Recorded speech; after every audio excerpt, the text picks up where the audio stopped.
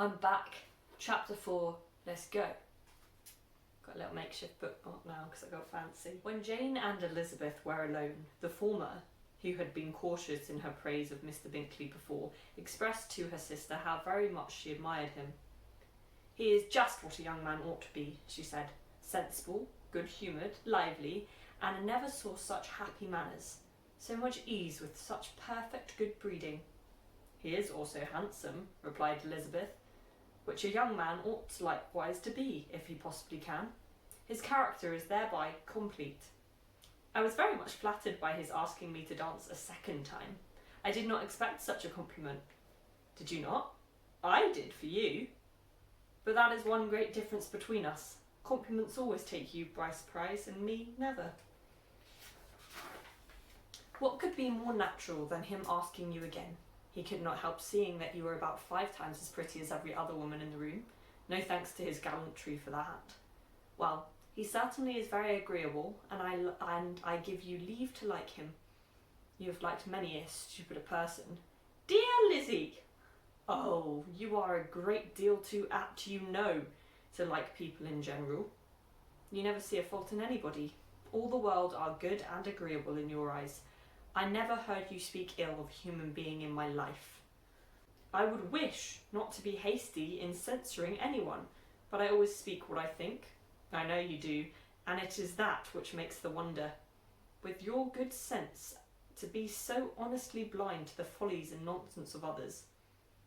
Affectation of candour is common enough. One meets it everywhere. But to be candid without ostentation or design, to take the good of everybody's character and make it still better, and say nothing of the bad, belongs to you alone." "And so you like this man's sisters too, do you? Their manners are not equal to his?" "Certainly not, at first. But they are very pleasing women when you converse with them. Miss Bingley is to live with her brother and keep his house, and I am much mistaken if we shall not find a very charming neighbour in her." Elizabeth listened in silence, but was not convinced. Their behaviour at the assembly had not been calculated to please in general, and with more quickness of observation and less pliancy of temper than her sister, and with the judgment too unassailed by any attention to herself, she was very little disposed to approve them. They were, in fact, very fine ladies, not deficient in good humour when they were pleased, nor in the power of being agreeable when they chose it, but proud and conceited. They were rather handsome, had been educated in one of the first private seminaries in town, had a fortune of £20,000, were in the habit of spending more than they ought, and of associating with people of rank, and were therefore in every respect entitled to think well of themselves and meanly of others. They were of a respectable family in the north of England, a circumstance more deeply impressed on their memories than that their brother's fortune, and their own had been acquired by trade. Mr. Bingley inherited property to the amount of nearly £100,000 from his father, who had intention to purchase an estate, but did not live to do it. Mr. Bingley intended it likewise, and sometimes made choice of his county, but as he was now provided with a good house and the liberty of a manor, it was doubtful to many of those who knew the easiness of his temper whether he might not spend the remainder of his days at Netherfield and leave the next generation to purchase. His sisters were very anxious for his having an estate of his own, but though he was now established only as a tenant, Miss Bingley was by no means unwilling to preside at his table, nor was Mr. Hurst, who had married a man of more fashion than fortune, less disposed to consider his house as her home when it suited her. Mr. Bingley had not been of age 2 years when he was tempted by an accidental recommendation to look at Netherfield House. He did look at it and into it for half an hour, was pleased with the situation and the principal rooms, satisfied with what the owners said in its praise, and took it immediately. Between him and Darcy there was a very steady friendship, in spite of a great opposition of character. Bingley was endeared to Darcy by the easiness, openness, ductility of his temper, though no disposition could offer a greater contrast to his own, and though with his own he never appeared dissatisfied.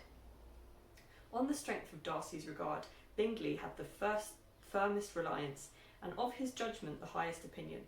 In understanding, Darcy was the superior. Bingley was by no means deficient, but Darcy was clever. He was at the same time haughty, reserved and fastidious, and his manners, though well-bred, were not inviting. In that respect his friend had greatly the advantage. Bingley was sure of being liked wherever he appeared. Darcy was continually giving offence. The manner in which they spoke of the Merton assembly was sufficiently characteristic. Bingley had never met with pleasanter people or prettier girls in his life. Everybody had been most kind and attentive to him. There had been no formality, no stiffness. He had soon felt acquainted with all the room, and as to Miss Bennet, he could not conceive an angel more beautiful.